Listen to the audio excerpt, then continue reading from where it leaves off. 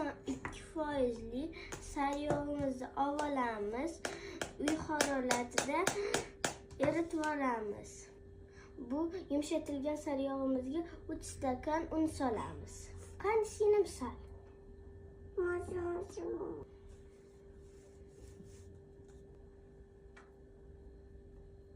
Endi buni kroshka holatiga keltirib olamiz.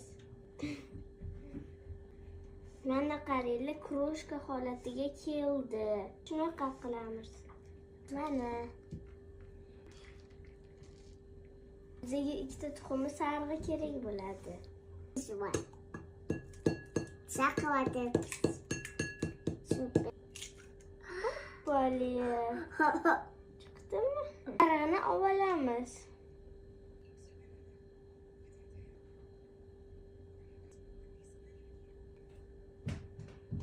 Bizga 1 stakan qaymoq kerak bo'ladi.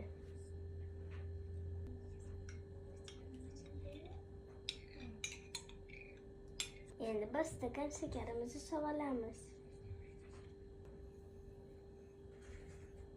Endi buni yaxshilab aralashtiramiz. Endi xamir holatiga keltiramiz. Mana shunaqa yumshoqqina xamir tayyorlab oldik. Voy mava! Mana xamirimiz shunaqa yumshoqqina bo'lishi kerak. Xamirimiz birpas dam olib olsin. Tvorogimizni idishga solamiz. Tvorogimizga 1 stakan shakar solamiz.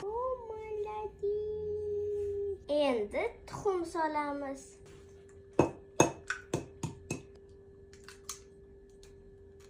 Endi bizga limon sedirish kerak bo'ladi. Akkuratni aralashtirib olamiz.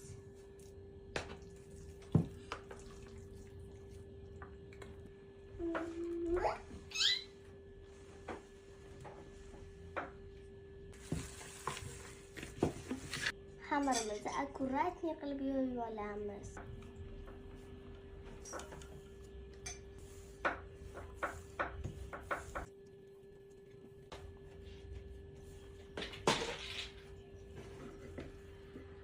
Bu yog'ni qo'limizda chiroyli qilib yoyamiz.